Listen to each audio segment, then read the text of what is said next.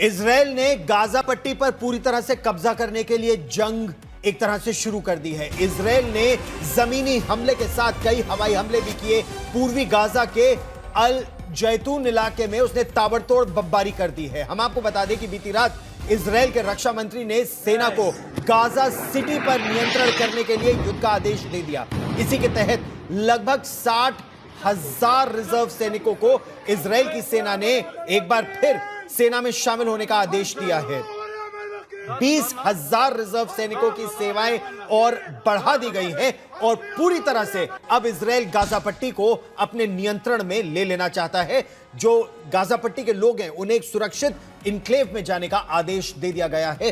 बेहद चुनौती भरा समय होगा यह गाजा के लिए। गाजा सिटी पर इजराइल का सबसे बड़ा जमीनी और हवाई हमला शुरू हो चुका है। 5 डिवीजन, हजारों सैनिक और लगातार एयर एंड लैंड ऑपरेशंस यानी हवाई ऑपरेशंस और जमीनी कार्रवाई। मकसद गाजा की पूरी जमीन पर नियंत्रण और हमास का खात्मा। इजराइल ने साफ संकेत दिया है कि यह जंग किसी नए संघर्ष की शुरुआत नहीं बल्कि हमास के अंत के लिए एक जंग है जो हमास के अंत तक जारी रहने वाली है।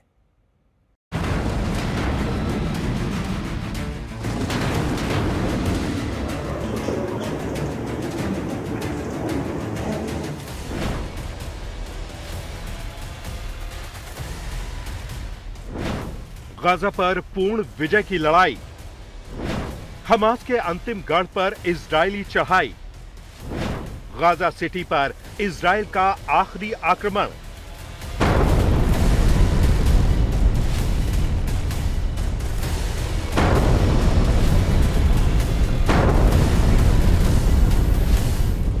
हवाई हमला, जमीनी चढ़ाई, गली गली में हमास के आतंकियों से लड़ाई।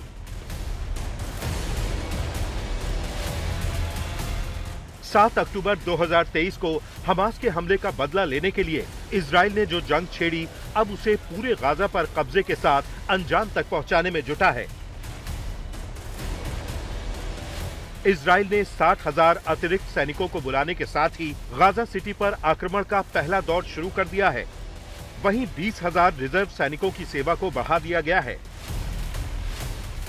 इजराइल के रक्षा मंत्री इजराइल काट्ज ने गाजा के करीब बीर शेबा में दक्षिण कमांड के हेडक्वार्टर में आर्मी चीफ इयाल जमीन के साथ मुलाकात में गाजा सिटी पर नियंत्रण का आदेश दिया। इस आदेश के बाद इजरायली सेना ने गाजा सिटी की ओर बढ़ना शुरू कर दिया। इजरायली सेना ने एनिमेशन के जरिए ये दिखाया कि गाजा के 75% इलाके पर उसका कब्जा हो चुका है। अब लड़ाई बाकी बचे 25% इलाके के लिए है, जहां गाजा सिटी की घनी आबादी के बीच हमास के लड़ाके छिपे हैं।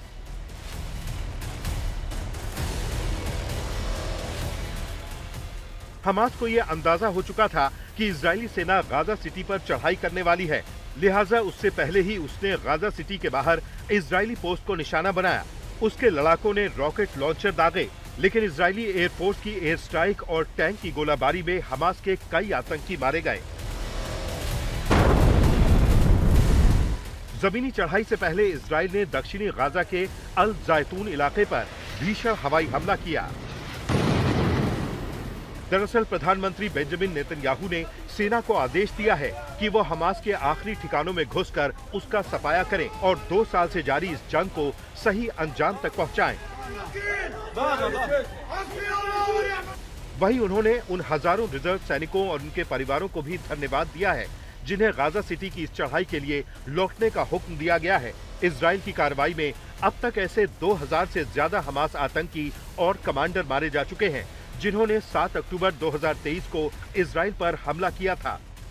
इजराइल ने हमास के 10,000 से अधिक ठिकानों पर जल, थल और नभ से हमले किए हैं। पूरे गाजा में आईडीएफ की 5 डिवीजन काम कर रही हैं और एक डिवीजन में करीब 10 से 20,000 तक सैनिक होते हैं। इनका काम आतंकी सेल, आतंकी टनल और ठिकानों को तबाह करना है, चाहे वो जमीन के ऊपर हो या फिर जमीन के भीतर। इजराइल का इरादा अब हमास की बची खुची ताकत को भी खत्म करना है। इजराइल के सामने अब भी गाजा में फंसे करीब 50 बंधकों को रिहा कराने की चुनौती है। उनमें से 20 के जीवित होने की संभावना है। इजराइल में इस चढ़ाई का विरोध हो रहा है क्योंकि इस दौरान बचे हुए बंधकों के भी मारे जाने की आशंका है। दूसरी तरफ नेतन्याहू जल्द से जल्द पूरे गाजा पर कब्जा कर वहां एक ऐसी व्यवस्था बहाल करना चाहते हैं जो न हमास के अधीन हो और न फिलिस्तीनी अथॉरिटी के।